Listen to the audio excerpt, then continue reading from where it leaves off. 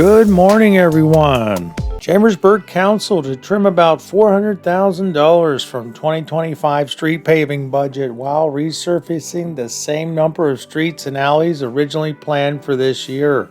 And Chambersburg Area School District has just released their latest episode of the Education Exchange podcast on Spotify, Apple Music, and iHeartRadio. There's the link. We'll leave it in the description down below if you want to check it out. The Salvation Army Women's Auxiliary 33rd Annual Fabric Fair is coming May 8th, 9th, and 10th from 8 a.m. to various times at the AMVETS on 5th Avenue. Check that out. Last night, Chambersburg Council heard that Long Pine Reservoir, the borough's water supply, is getting seriously low and voluntary conservation methods are necessary. Flyers will be coming out to the public asking us to cut back on water use. The next step will be mandatory conservation.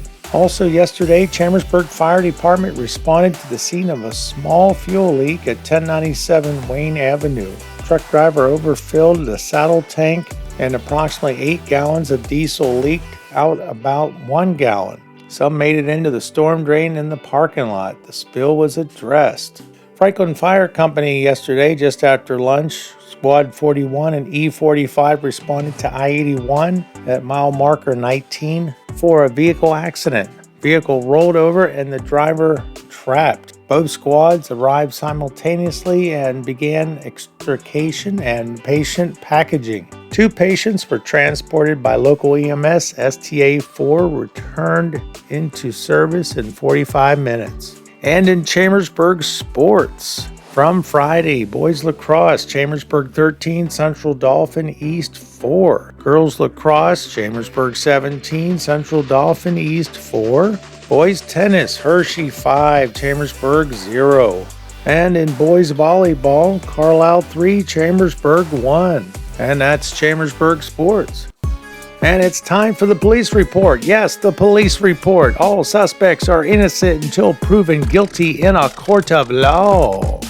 December 19, 2024, George Douglas Counts III turned himself in at the magistrate's office. March 24, 2025, in approximately 1,619 hours, CPD responded to the area of West Catherine Street and South Hackberry for a report of a shooting. During the investigation, it was learned that the actors fired rounds at one another. At least one of the actors was possibly in a vehicle at the time of the shooting. A lighter blue SUV, possibly a newer Lincoln Nautilus, and the other actor left the area in a newer white sedan, possibly a Mercedes. CPD is looking to speak with the occupants in each vehicle attached. The investigation is still ongoing at this time. This is an act of violence believed to be a targeted and an isolated incident, and the general public is not in danger. In these photos may have information relevant to an ongoing police investigation. He or she is a person of interest, but not necessarily a suspect at this time. If you believe you have information that can assist the police in identifying or locating this person, please contact Chambersburg Police Department or leave a tip on Crime Watch. Fidelis FEMU. Sale or transfer of firearms and one additional charge. When attempting to purchase a firearm, FEMU made a false written statements on federal and state forms. FEMU is now wanted for the listed charges. Anyone with information on FEMU's location is asked to contact Chambersburg Police Department or leave a tip on Crime Watch.